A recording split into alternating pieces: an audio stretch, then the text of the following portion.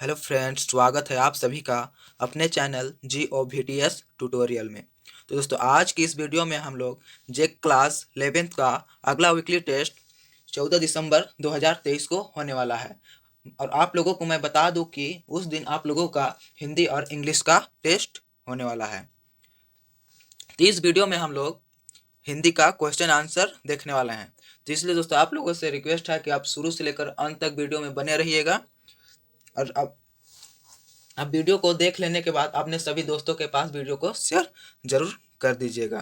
तो इस वीडियो में हम लोग जे क्लास 11th का हिंदी इलेक्टिव का क्वेश्चन आंसर देखने वाले हैं। और मैं हिंदी कोर का कुछ देर में वीडियो अपलोड कर दूंगा।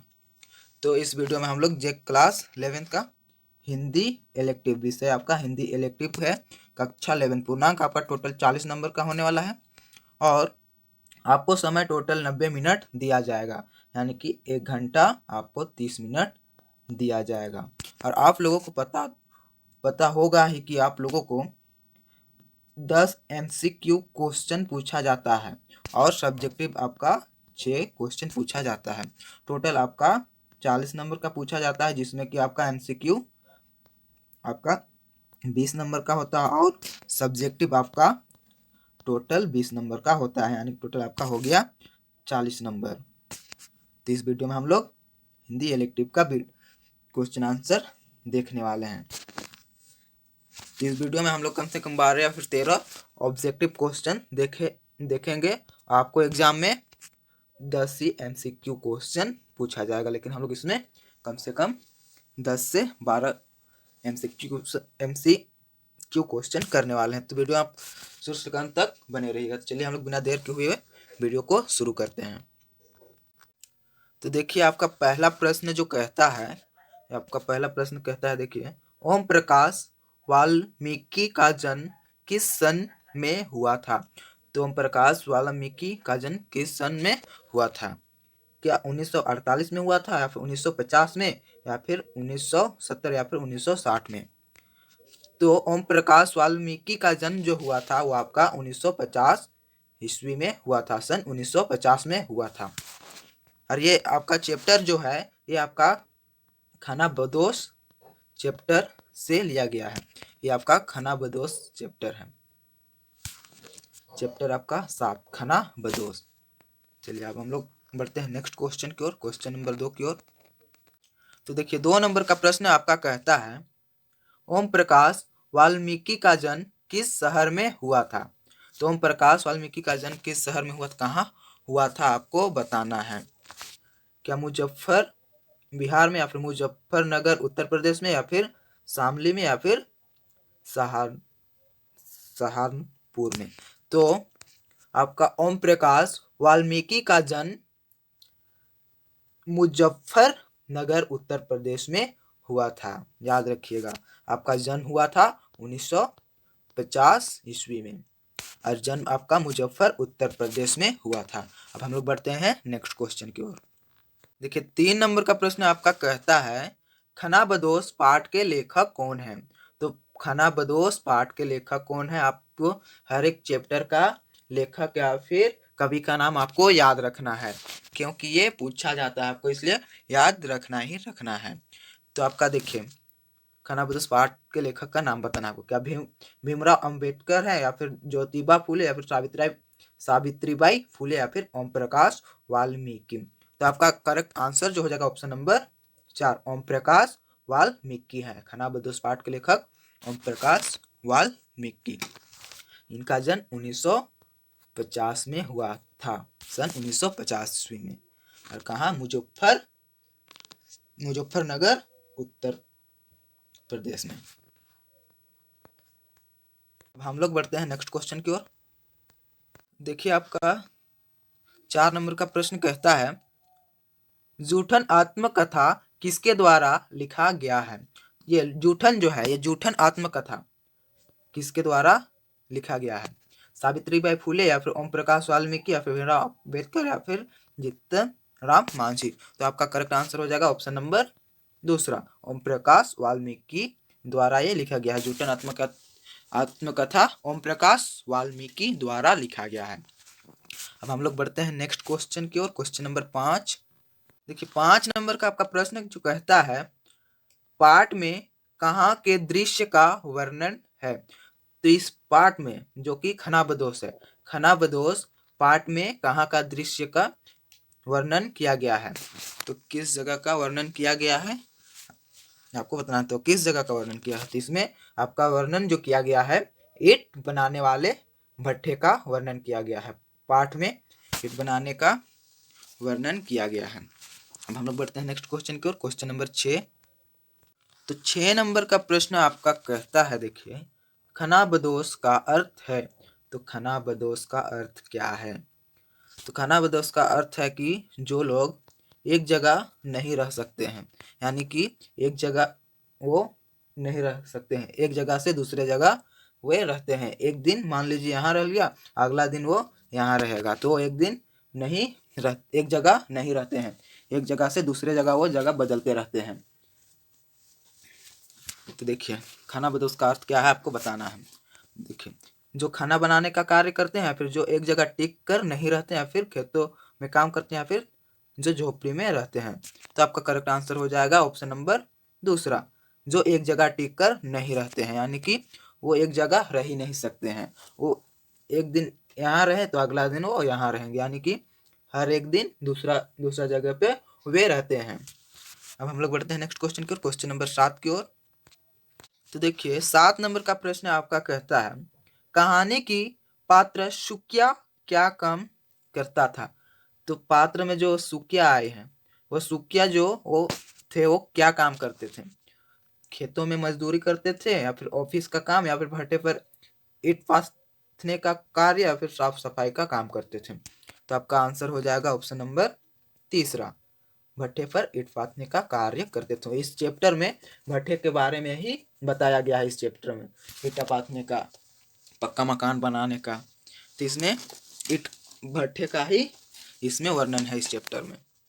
बढ़ते हैं हम लोग नेक्स्ट क्वेश्चन की ओर, क्वेश्चन नंबर 8 की ओर। देखिए 8 नंबर का आपका प्रश्न है भट्टे का मालिक कौन है। तो भट्टे का मालिक कौन था, सुकिया, असगर, या फिर मुख्तार सी, या फिर सुबेसी। तो आपका आंसर जो हो जाएगा ऑप्शन नंबर तीसरा, मुख्तार सी। सुकिया तो ये आपका ईंट पाथने का काम करते हैं, और सुबेसी ये इनका बेटा।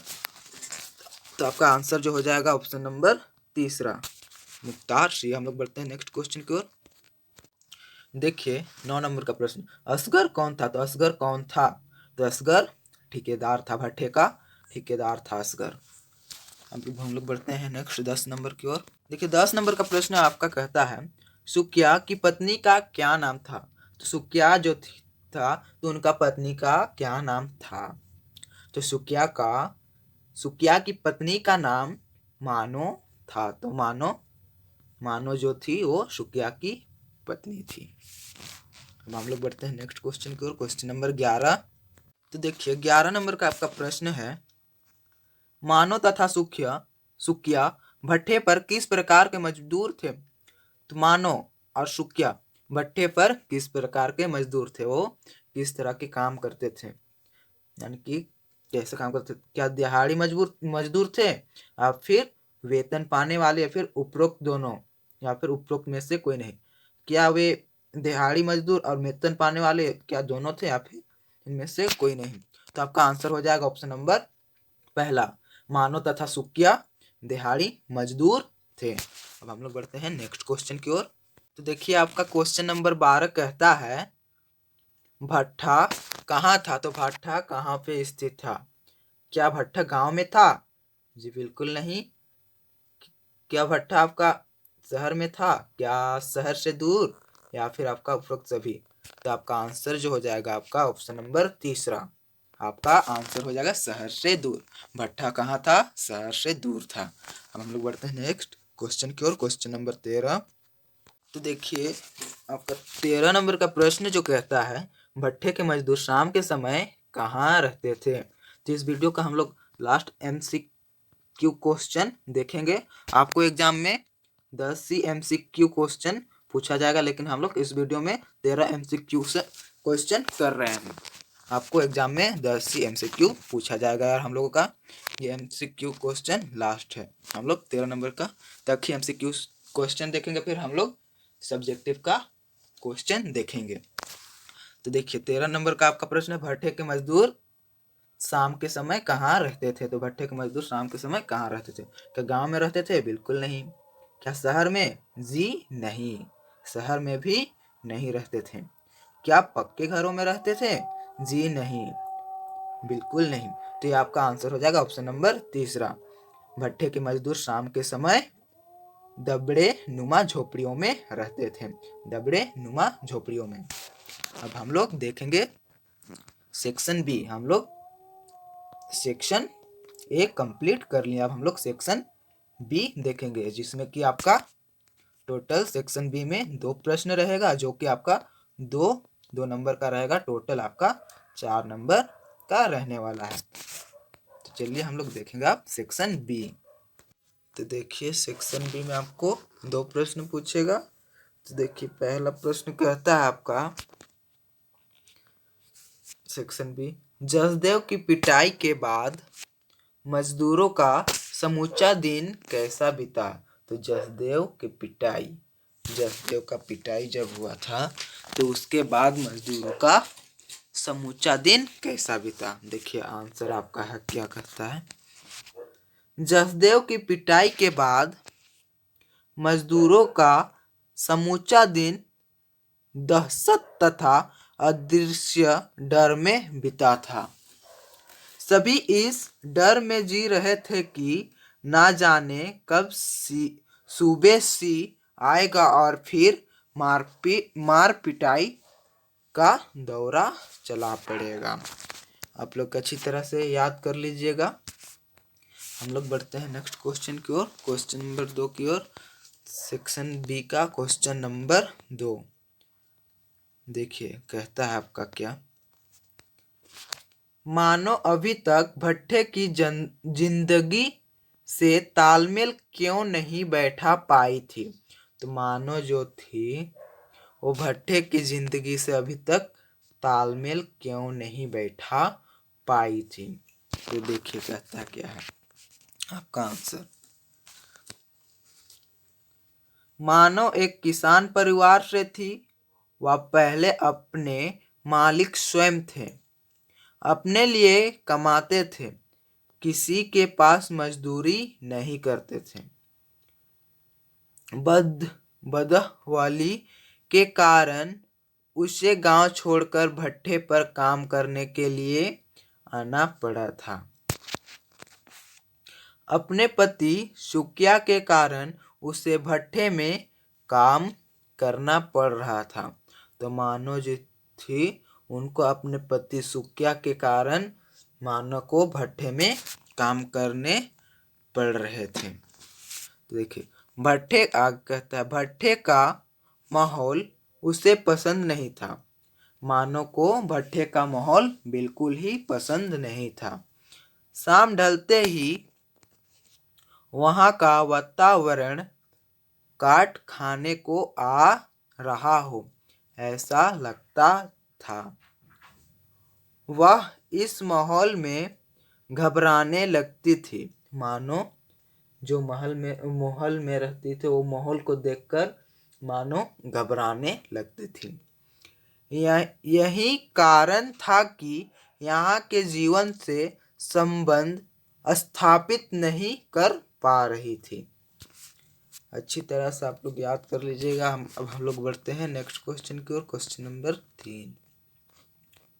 देखिए 3 नंबर का प्रश्न आपका कहता है, मैं जितना भी क्वेश्चन दे रहा हूँ आप लोगों के लिए मोस्ट इम्पोर्टेंट क्वेश्चन है, आप लोग याद कर लीजिएगा अच्छी तरह से। तो चलिए 3 नंबर प्रश्न कहता है, असगर ठेकेदार के साथ जसदेव को आता देखकर सूबे से क्यों बिफर पड़ा और जसदेव को मारने का क्या कारण था। तो जसदेव को मारने का क्या कारण था इसमें पूछा गया है। देखिए कहता है, सूबे से की मानव पर बुरी नजर थी।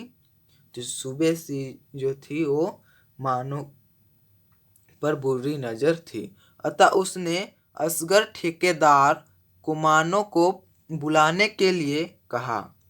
अब असगर ठेकेदार ने यह बात मानो तथा सुकिया को कही तो सुकिया क्रोधित हो उठा। स्थिति भांपकर जसदेव ने फैसला किया कि वह मानो के स्थान पर सुबेशी के पास जाएगा। बढ़ते हैं नेक्स्ट क्वेश्चन की ओर। क्वेश्चन नंबर 3 का और आंसर है, देखते हैं हम लोग। जब सुबेशी ने देखा कि मानो ने नहीं आई और उसके स्थान पर जसदेव आया तो वह विफर पड़ा। मानो का सारा गुस्सा उसने जसदेव पर निकाल दिया। उसने जसदेव को बहुत बुरी तरह मारा। जसदेव को बहुत बुरी तरह से पिटाई की गई। देखते हैं हम लोग 4 नंबर की ओर। 4 नंबर देख कहता है आपका प्रश्न, जसदेव ने मानो के हाथ का खाना क्यों नहीं खाया। तो जसदेव ने मानो के हाथ का खाना क्यों नहीं खाया था। देखिए, जसदेव मानो से नाराज थे इसलिए वो खाना नहीं खाया था।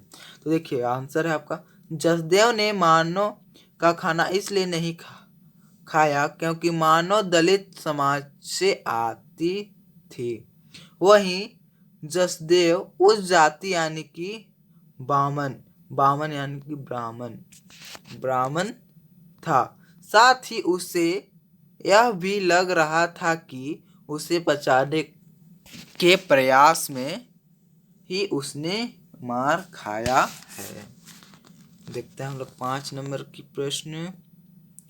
देखिए 5 नंबर का प्रश्न है आपका, लोगों को क्यों लग रहा था कि किसी ने जानबूझकर मानो की ईंटें गिराकर रौंदा है।